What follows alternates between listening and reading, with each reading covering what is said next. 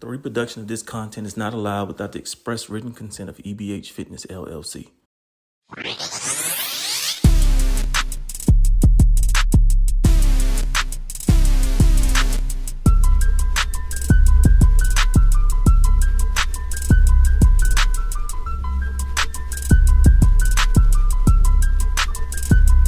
We're back.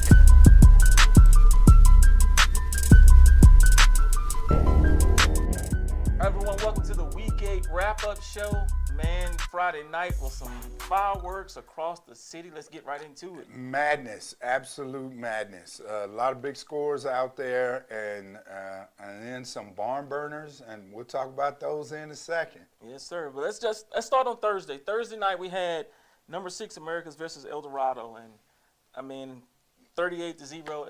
Americas wins, bringing their record to 5-3, 4-2 in the district. So they put themselves right back in the driver's seat. Yep, right back in the Right back fight. in contention. Yep. Yep, right back in the fight. Then we had number 9 Teal versus Andrews. Yeah, we figured that was going to be a tough game for Andrews. They so young, and kids still figuring it out. And that's okay. I mean, they're going to be fine 2 years from now, but, Definitely got to ask for some patience there. yeah, growing pains, definitely growing pains. Yep. And then there's one more game on Thursday night that I want to talk about. They're not in the top 10. They're like 11 or 12. But Bowie 6-1. I mean, that team lost initially. Got beat pretty bad by Hanks, and then the rest of their schedule has been pretty nice, pretty favorable. And you know, they're going to play some tough competition coming down to it these last few weeks of the season, though. Austin, you know, they're going to have their hands full toward the end. So, and then with some other folks winning unexpectedly, they're going to have their hands full toward the end. But shout out to Bowie on that 6-1 start. Rice, yep. Good job down there. Let's get into Friday night, man. Let's start right out the chute, man. We had Franklin versus Eastlake. Surprise! Man, oh man, oh man.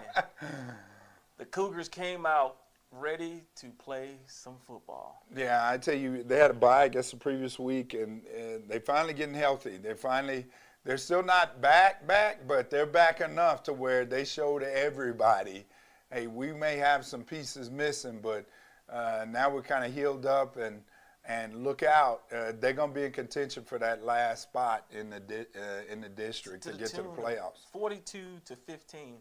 Now, Eastlake has lost 3 of their last 4 games. Yeah, they're on a serious slide. I mean, the games haven't looked that great. I mean, they just haven't looked good on defense, and offense at times. Okay, but their defense, it's got a lot of challenges going on right there. Yeah, and it doesn't get any easier, man. No, it really not does at all. not get any easier for them. Next up, we got Eastwood Socorro, 63-7. Eastwood win. I don't even not so much about the game, but like Eastwood basically just positioned themselves to be the top dog in 6A. Yeah, they are, and for a few weeks we've just been going, okay. Let's let them get some more wins. I mean, we knew it was best in 1-6A, but they the number 1 team in the city by far right now. They put that up there, I mean, the stars are the stars on that football team, and while Socorro, you know, 63. I think we were talking off camera, and I said, man, I'm surprised Julio didn't hang 80. I mean, but I guess you get older, you know, you kind of mature a little. So, but no, hats off to the troop, man. Nice win, and a win where you can be healthy, get ready for the Battle of the Woods next week. And so they had a really good, nice little win to, you know, get some stats going and some other stuff. Definitely. Next up, Montwood, Pebble Hills, man. Dun, dun, dun. That was the game that we thought it was going to be. Was the game we thought it was going to be. Came down to the very end. I tell you what, I was really surprised at, I mean, the running game for Pebble Hills was there. Surprisingly, more of the running game was there from Montwood. Claudio got hurt early on in the game, and you wondered, man, is the next guy up mentality going to be able to get it done? And it was a solid running game. Southern was handling his business on the offensive side. Him and Diego Oaxaca late in the game were hooking up quite a bit to put the team in position. Other stars on Montwood, Cameron Harrelson had a very solid game. And then as you move forward, you look on the other side of the ledger, Quarles was just absolutely killing it. I mean, he was a beast running the football. Gael is Gael, man. He was running it. He was throwing it. Being a dual threat, definitely being a dual threat. Had one bad play in the game, though. Yeah. Threw in I looked at it, I called it quadruple coverage. This was late, too, and so, which gave Montwood a chance. They drove the ball down, got to about the 7-yard line, and, went at it a couple times, and now it's 4th down, and you got to decide whether you're going to kick it or whether you're going to go for it. And they went for it. Yep. And they went for it. And they went for it. Did not get it.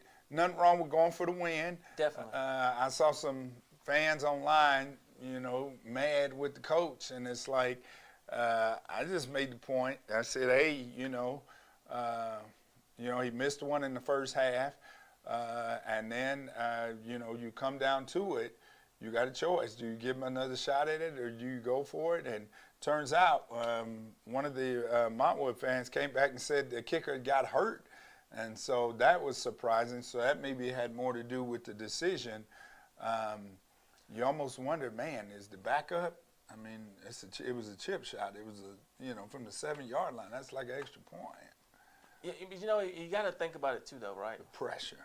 Well, Montwood was 5-0, 4-0. Yep.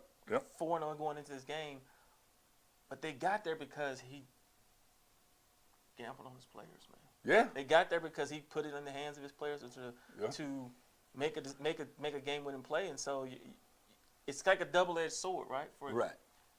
You want a coach that'll do that, but then it's like, man, you got to kick it. But if you don't have faith in that kicker, then you got to do what you got to do. But I tell you, they that win didn't hurt their cause, didn't help it, but it didn't hurt their cause. Yeah, that loss. I'm sorry. Yeah, that loss. They're still in the fight. Great for Pebble Hills because now they're right in the thick of it. Definitely. I mean, they're in the thick of it now, and they got to get some help with Eastwood, and I'm not sure that's going to happen. And so some folks are going to be fighting for, second, third, and fourth seed, but or 1 and 2 in one bracket and 1 and 2 in the other bracket. I forgot 6A goes big and small school, and so it's going to be a dogfight. It is really going to be a dogfight.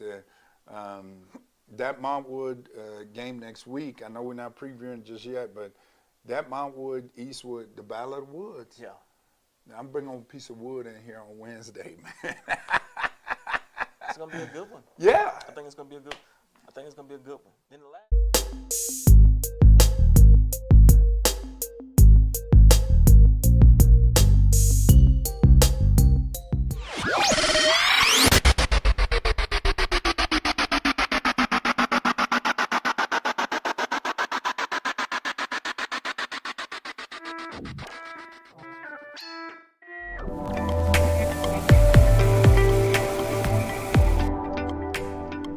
last game from the top 10 we look at Riverside versus San Elizario.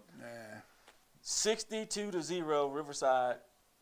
Riverside did their thing, man. They were still rolling. But there's two games that I want to talk about before we wrap this up. Yeah. There's two teams who started playing six-man tackle football this year in the city, Da Vinci and Emmanuel.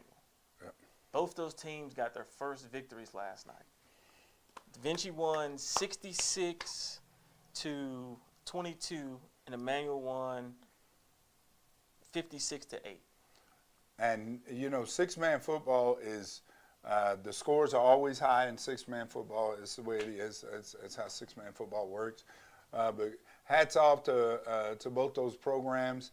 I know both have the idea at some point they want to play full 11-man football and all of that. And so You got to start somewhere. Definitely.